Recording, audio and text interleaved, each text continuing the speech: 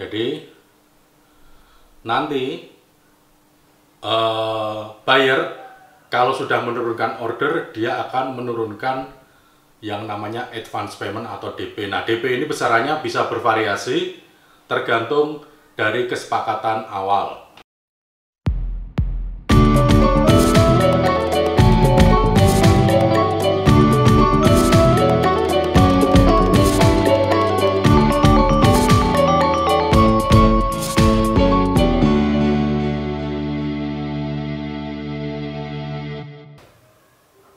Berjumpa lagi dengan Mas Dap, entrepreneur yang hobi traveling serta goes, masih di channel Mas Dap Indonesia.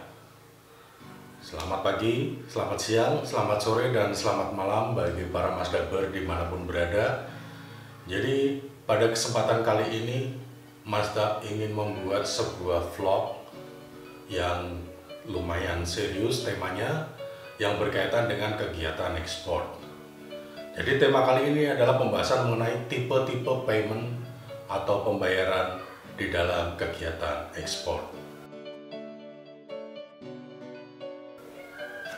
Sebelum video ini dimulai, silakan berikan dukungan kalian kepada channel ini dengan cara di like videonya, dan tentu saja kalau kalian belum melakukan subscribe pada channel Mas Dap Indonesia, lakukan saat ini juga, karena likes dan subscribe kalian sangat mendukung perkembangan dari channel Mas Dap Indonesia. Sudah siap? Mari kita masuki materi pembahasannya. Tipe yang pertama, payment di dalam kegiatan ekspor itu kita sebut dengan advance payment. Apa itu advance payment? Jadi advance payment itu adalah pembayaran order di awal atau di muka sebelum order tersebut dikirim, atau bahkan sebelum order tersebut diproduksi, buyer sudah memberikan pembayaran di muka. Nah, secara teori bahwa advance payment itu banyak ragamnya. Prinsipnya itu sangat menguntungkan eksportir. Jadi kalau dengan advance payment, otomatis eksportir akan memiliki modal untuk kegiatan ekspornya, untuk produksinya, dan lain sebagainya. Jadi nanti buyer kalau sudah menurunkan order, dia akan menurunkan yang namanya advance payment atau DP. Nah, DP ini besarannya bisa bervariasi tergantung dari kesepakatan awal. Apakah dengan DP 30%, 40%, 50%, 70%, bahkan 100%. Ya. Ini merupakan salah satu jenis payment yang menjadi alternatif yang dikenal dalam perdagangan ekspor internasional. Ya. Apa keuntungan dan kerugian? Tentu saja ini menguntungkan eksportir, karena sudah pasti dapat uangnya. Problemnya bagi importer atau buyer, mereka tidak ada jaminan tentang dana yang sudah dikeluarkan apakah pasti akan dipenuhi atau tidak. Jadi opsi advance payment ini sifatnya masih negotiable dan bergantung pada banyak faktor. Jelas ya? Advance payment atau DP. Oke. Jadi tipe yang kedua yaitu kita menyebutnya dengan sebutan open account. Open account ini pada prinsipnya adalah kebalikan dari payment tipe pertama, advance payment. Kalau advance payment, uang dibayar dulu, barang baru dikirim. Nah, kalau open account kebalikannya, barang dikirim dulu 100%, baru pembayaran di belakangnya. Ya, kalau tadi yang pertama dengan advance payment atau DP itu, yang memiliki keuntungan adalah sisi eksportir.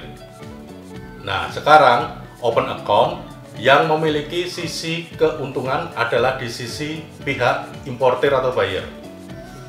Jadi ini juga sebenarnya sifatnya negotiable, bisa didiskusikan sistemnya sebaiknya bagaimana, tetapi di dalam perdagangan internasional dikenal dengan advance payment atau DP.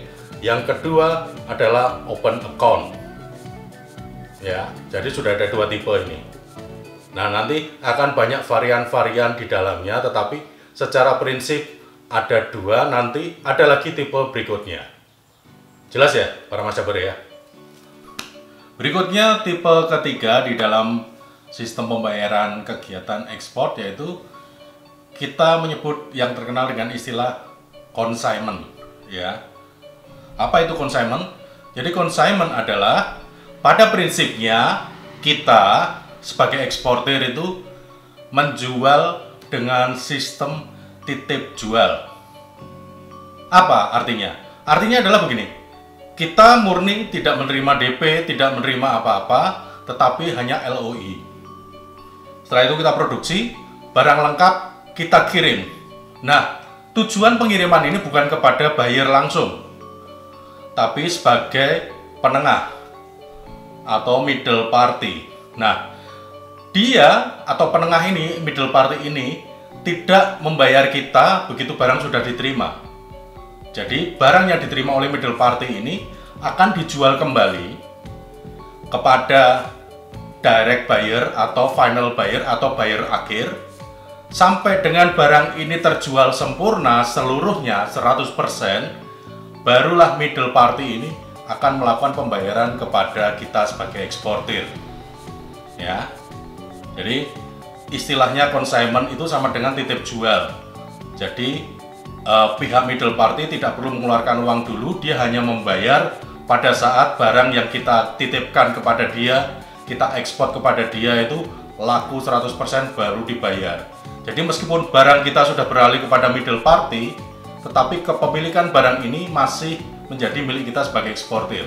Sampai dengan itu dijual oleh middle party seluruhnya kepada final buyer atau pembeli akhir, barulah middle party punya kewajiban melakukan pembayaran kepada kita. Ya. Jadi sudah ada 3 tipe pembayaran untuk kegiatan ekspor. Yang pertama advance payment atau DP. Yang kedua itu kebalikannya dari advance payment atau DP adalah open account. Yang ketiga di sini adalah consignment, ya. Jadi nanti pada prakteknya akan terjadi variasi-variasi, ada untung dan ruginya, ya. Jadi kalau yang pertama tadi dengan sistem advance payment atau DP, keuntungan berada pada pihak eksportir. Yang kedua lawannya yaitu open account, itu keuntungan ada pihak buyer. Nah, yang ketiga ini consignment, keuntungan berada pada pihak middle party. Ya, semua mengandung risiko, artinya menjadi pilihan kita masing-masing untuk mengkalkulasi risiko itu dengan segala macam cara untuk mengantisipasinya. Ya, sudah ada 3 tipe, kita akan beranjak ke tipe pembayaran yang lain lagi. Oke, jadi kita lanjutkan pembahasan mengenai tipe-tipe payment pada kegiatan ekspor. Jadi kalau 3 yang pertama tadi itu secara posisi eksportir berhubungan langsung dengan pihak importir, ya. Nah, tipe payment yang keempat ini adalah sistem payment yang melibatkan pihak bank sebagai mediator atau penengah antara eksportir dengan importir. Oke, siap ya. Jadi tipe yang keempat kita mengklasifikasikannya sebagai collection atau bagian dari sistem pembayaran dengan cara dimintakan oleh pihak bank kepada buyer, pihak importernya. Jadi yang pertama adalah sebetulnya document against payment. Documents against payment. Jadi sistemnya begini. Kita menerima order dari buyer, kita produksi, barang kita kirimkan ya ke pelabuhan tujuan negara buyer kita, tapi untuk dokumennya itu tidak kita kirim langsung ke buyer, tapi kita kirimkan ke bank kita, ya. Jadi kita mengirim dokumennya ke pihak bank, barangnya ke pihak buyer. Nah, nanti di negara tujuan, kalau buyer ingin mengeluarkan barang itu dari pelabuhan, dia wajib membayar nilai order itu sesuai dengan surat berharga yang kita kirim ke bank, baru surat berharga atau dokumen itu diberikan pihak bank kepada buyer, baru dia bisa mengeluarkan barang itu, ya. Pada posisi sistem pembayaran seperti ini, antara eksportir maupun importir posisinya bisa dianggap sama, ya, bisa dianggap sama. Jadi importir tidak bisa mengeluarkan barang tanpa dokumen, terus kita sendiri pembayaran atau barang bisa dikeluarkan kalau dokumen sudah dibayar oleh pihak importir. Jadi bank ini sebagai penengah, ya. Ini tipe yang keempat. Nah, yang hampir mirip dengan tipe pembayaran yang keempat, yang documents against payment, adalah document against acceptance. Artinya hampir sama prakteknya. Barang kita kirimkan kepada pihak importir, ini tipe yang kelima ya, document against acceptance. Barang kita kirim kepada importir, dokumen kita kirim kepada bank, ya. Namun demikian, pembayaran buyer kepada bank untuk mengambil dokumen itu, ya, dilakukan dalam jangka waktu tertentu yang sudah diperjanjikan antara eksportir dan importir. Biasanya itu terminnya, jatuh temponya 30 hari, 60 hari, 90 hari, ya. Jadi secara otomatis pihak buyer atau importir harus membayarkan dalam tempo waktu 30 hari, terus 60 hari atau 90 hari. Ya. Nah, untuk tipe yang kedua ini, ya, tipe yang kedua ini sama-sama istilahnya sama-sama kuat, baik resikonya yang harus ditanggung oleh pihak eksportir maupun importir, ya. Tapi lebih banyak resiko yang harus ditanggung oleh pihak eksportir. Karena apa? Karena barang sudah pasti keluar dan berada di negara tujuan buyer, gitu kan. Jadi artinya di sini kita memiliki risiko yang lebih besar, tetapi buyer pun juga memiliki risiko karena dia juga tidak bisa meyakinkan apakah barang yang dikirim itu sesuai dengan pesanannya dia. Karena untuk mengetahui itu, dia harus melakukan pembayaran dalam tempo 30 hari, 60 hari, atau 90 hari kepada pihak bank, ya. Ini yang melibatkan pihak buyer, melibatkan pihak bank sebagai penengah untuk pembayaran di kegiatan ekspor kita. Nah, nanti masih ada satu lagi tipe pembayaran yang masih menggunakan media bank sebagai penengah dengan tingkat keamanan yang paling bagus dan paling aman untuk kedua belah pihak. Jadi sebelum kita masuk ke sistem pembayaran yang terakhir, sebaiknya berikan dukungan dulu pada video ini dengan cara di like. Dan kalau kalian berharap channel ini akan bisa semakin banyak memberikan konten-konten yang bermanfaat, khususnya di bidang ekspor, silahkan di subscribe kalau belum subscribe. Oke, baiklah, jadi sekarang tipe yang terakhir atau tipe yang menjadi favorit dari Mas Dap, yang selalu sudah sering Mas Dap sampaikan pada kesempatan di vlog-vlog sebelumnya atau di video-video tutorial sebelumnya, yaitu sistem pembayaran dengan cara letter of credit.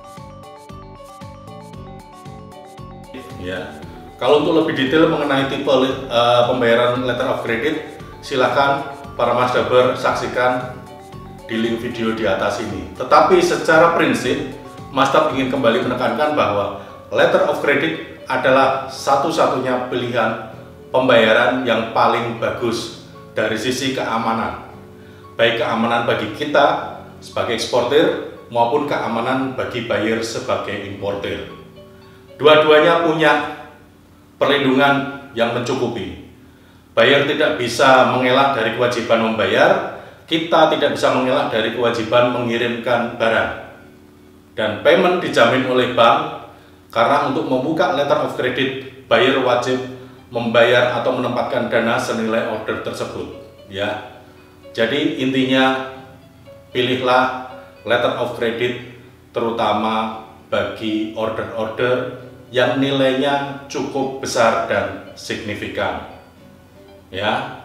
Kalau di antara piramida pembayaran, sistem pembayaran ekspor, letter of credit berada di puncak piramida tersebut, yang paling aman dan paling bisa memberikan jaminan bagi kedua belah pihak secara adil. Jelas ya para nasabah? Jadi itu tipe-tipe pembayaran di dalam transaksi perdagangan internasional atau kegiatan perdagangan ekspor. Oke, demikian para nasabah dimanapun berada pembahasan kita yang berkaitan dengan sistem payment atau pembayaran pada kegiatan ekspor ya. Jadi dari awal sampai dengan akhir tadi sudah Mas Dap sampaikan tipe-tipenya, yaitu mungkin bisa Mas Dap rangkum di sini. Yang pertama itu adalah sistem advance payment atau DP. Yang kedua itu open account sebagai lawan dari DP. Yang ketiga adalah consignment ya. Terus yang berikutnya adalah documents against payment. Berikutnya documents against acceptance, dan yang terakhir letter of credit.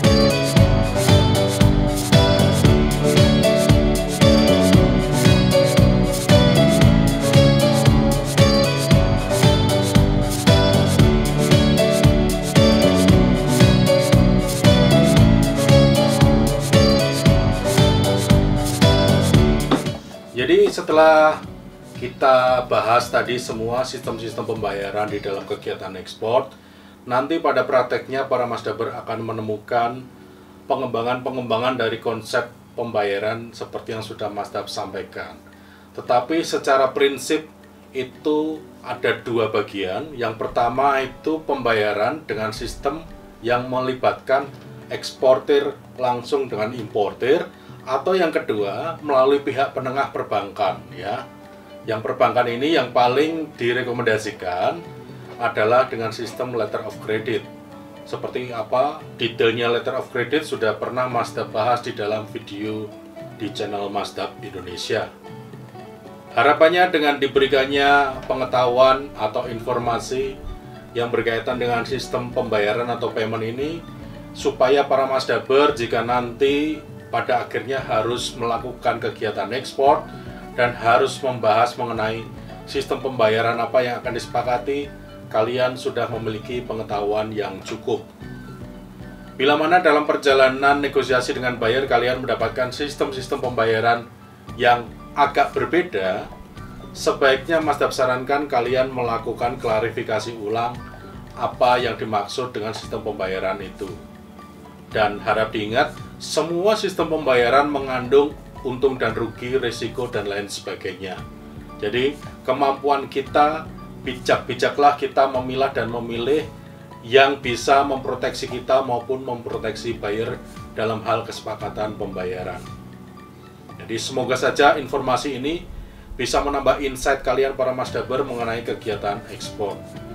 Jangan lupa tetap dukung channel Mas Dap dengan cara di like dan di subscribe, karena akan banyak informasi lagi yang sangat bermanfaat dan menarik bagi kalian, khususnya di bidang kegiatan ekspor. Matur nuwun, salam Indonesia.